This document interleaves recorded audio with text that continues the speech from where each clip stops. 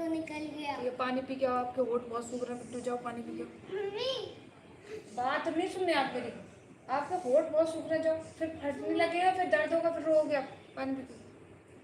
हज़रत मिक़दार बिन असवद रज़ी अल्लाह ताला अन्हु फरमाते हैं कि मैंने नबी करीम सल्लल्लाहु अलैहि वसल्लम को यह इरशाद फरमाते हुए सुना कि ज़मीन की सतह पर किसी शहर, गांव, सहरा या कोई घर ऐसा खैमा बाकी नहीं रहेगा जहां अल्लाह ताला इस्लाम के कलमे को दाखिल ना फरमा दें। जहाँ अल्लाह ताला इस्लाम के कलमे को दाखिल ना फरमा दें, मानने वाले को कलमा वाला बना कर इज्जत देंगे और ना मानने वाले को जलील फरमाएंगे, फिर वे मुसलमानों को मातफत बनकर रहेंगे।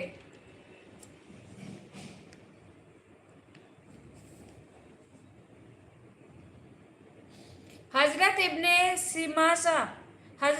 सिमासा महरी रहमतुल्लाह अलैहि से रिवायत है कि हम हजरत अम्र बिन आस रज़ी अल्लाह ताला अन्हु के पास उनके आखिरी वक्त में मौजूद थे। वह ज़र व कतार से रो रहे थे और दीवार की तरफ अपना रुख किए हुए थे। उनके साहिबजादे उनको तसल्ली देने के लिए कहने लगे कि अब्बा जान, क्या नबी करीम सल्लल्लाहु अलैहि वसल्लम ने आपको फला बात वसीयत नहीं फरमाई, यानी बसारा नहीं दी थी?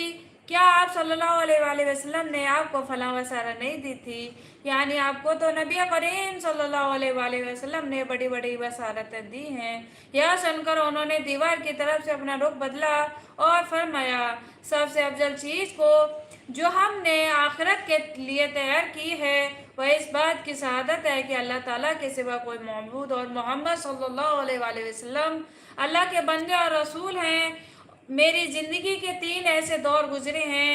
एक दौर तो वह था जबकि आप सल्लल्लाहु अलैहि वसल्लम से वज़्र रखने वाला मुझसे ज़्यादा कोई और शख्स न था, और जबकि मेरी सबसे बड़ी तमन्ना यह थी कि किसी तरह आप पर मेरा काबू चल जाए तो मैं आपको मार डालूं। यह तो मेरी ज़िंदगी का सबसे बदतर दौर था। खुदा न ख्वास्ता मैं इस हाल में मर जाता हो, यकीनन दोज़खी होता। इसके बाद जब आप सल्लल्लाहु अलैहि वसल्लम ने मेरे दिल में इस्लाम का हक होना डाल दिया तो मैं आपके पास आया और मैंने अर्ज किया, हाथ मुबारक हाथ बढ़ाए ताकि मैं आपके बैत करूं। आप सल्लल्लाहु अलैहि वसल्लम ने अपना हाथ मुबारक बढ़ा दिया। मैंने अपना हाथ पीछे खींच लिया। आपने फरमाया, उम्र क्या है?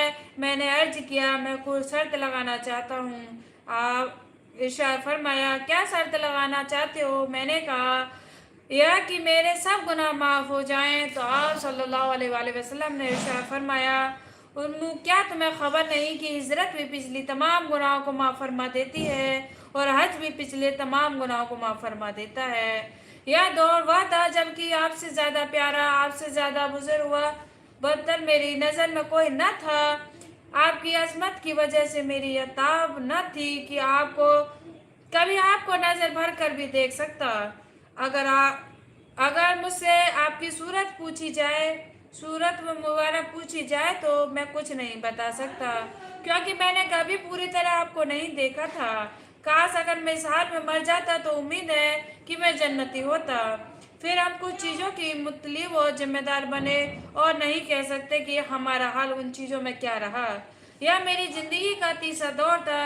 अच्छा देखो, अब मेरी वफात हो जाए तो मेरे जनाजे के साथ कोई बवेला और शोर शराबा करने वाली औरतें न जाने पाएँ, न जमाना जाहिलियत की तरह आग देने जनाजे के साथ हो।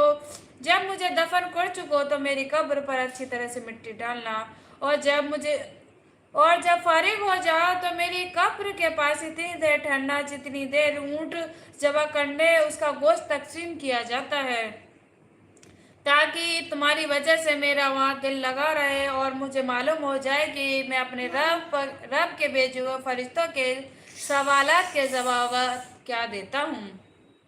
मुझे इतना फोटो चिपकाना है अंकल का, तो मैं दीवार पे करूँगा। प्लीज कम दे तो अम्मा से मांग लीजिए।